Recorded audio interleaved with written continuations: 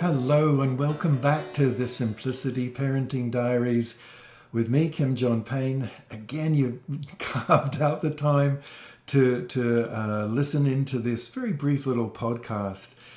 This week, I've been thinking about deep connection through the simple and ordinary. And what I mean by that is that we all have this there's such a strong wish to connect with our children, our tweens, our teens, to have that kind of enduring and deeper love that will hold us through the years as the years go on. And yet, so much of that large stretch and that deeper wish that stretches out and stretches down is built via the simple activities. What I mean by this is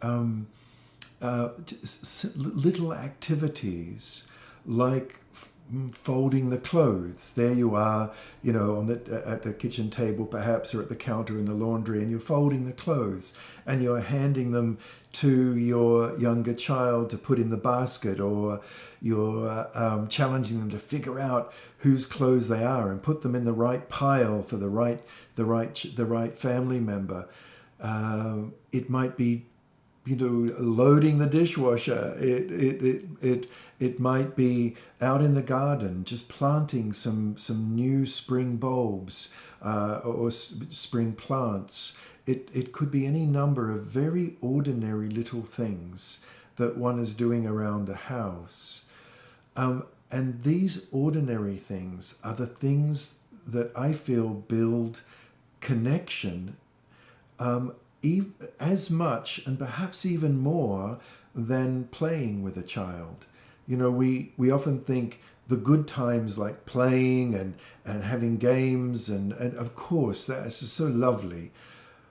However, I think the connection that doing the little things, the ordinary things, making the bed, and child takes one side and pulls up the covers and you pull up the other, and I know these could come under the heading of chores, but I think of it as home care, and I think of it as connection building.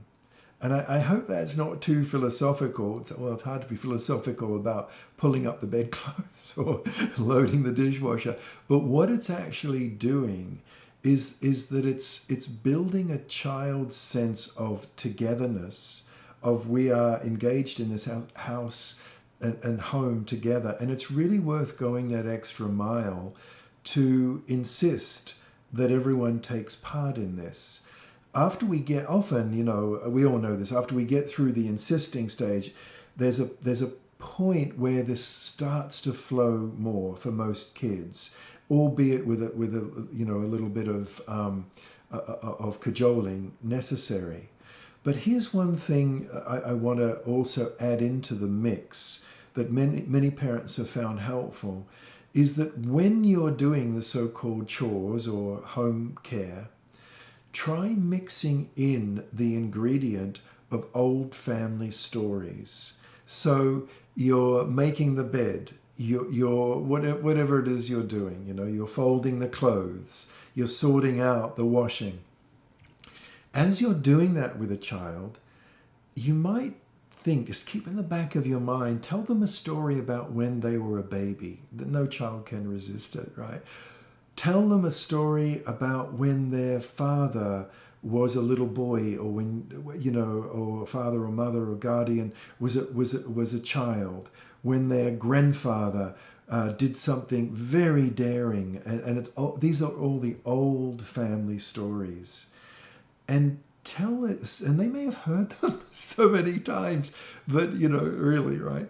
But tell them again, and tell them in a way, you're just doing whatever you're doing, you're cleaning up, you're folding the clothes, and to say, I remember Kobe, when you were a little boy, do you remember when you fell over and you cut your hand so badly, and oh my goodness, you don't? Well, I know, I've told you about it before, and you just tell that story about how brave he was when they had to go to the doctors and all that, or whatever it is, the telling a little story as you're working together it brings another whole level of connection with a child.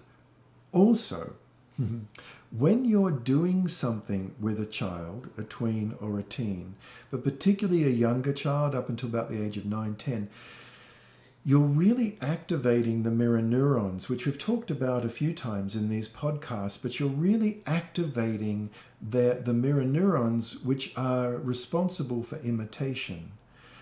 But imitation is also when you're myelinating that part of a child's brain through actions, not just hours in front of screens where it's so sedentary, but you're doing things, you're involving a child in real actions, in real, and you're doing it, they're doing it. The mirror neurons are imitating you because you're folding the clothes in a certain way, or you're washing the dishes in a certain way, mopping the floor in a certain way. And provided we do it just that little, when they're with us, just that little beat or two more slowly.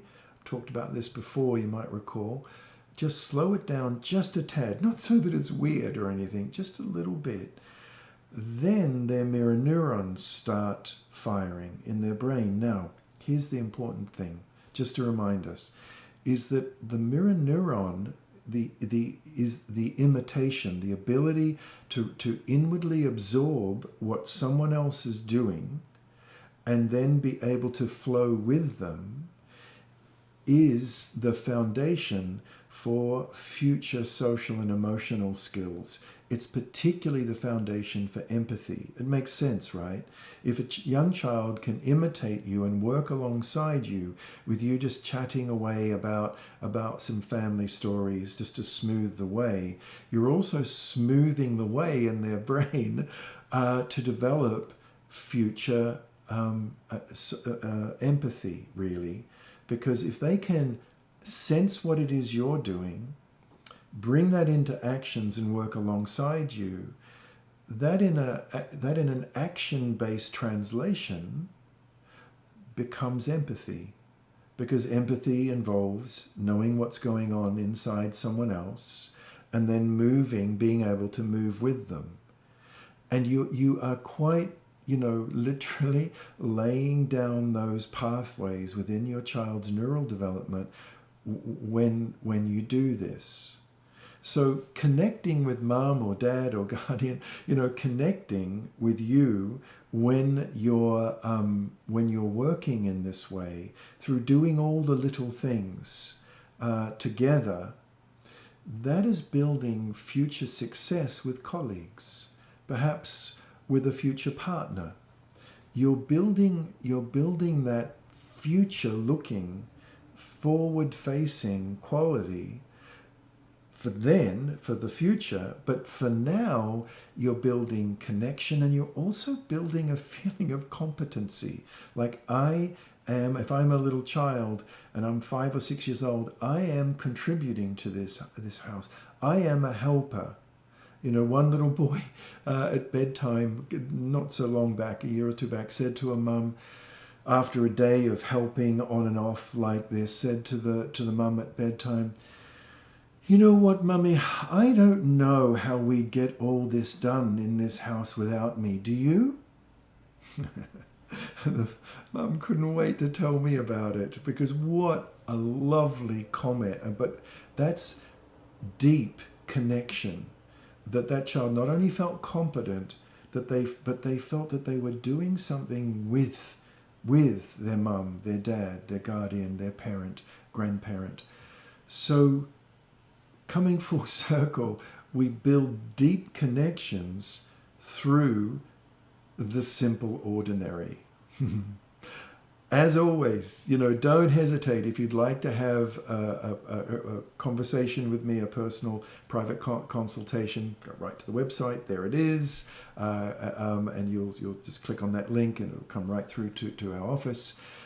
But most of all, I wish you well, you know, just with this, perhaps just a little bit of a tickle, an encouragement to help your children build that deep connection and attachment with you through doing multiple simple little ordinary things together through the day. Okay, bye-bye for now.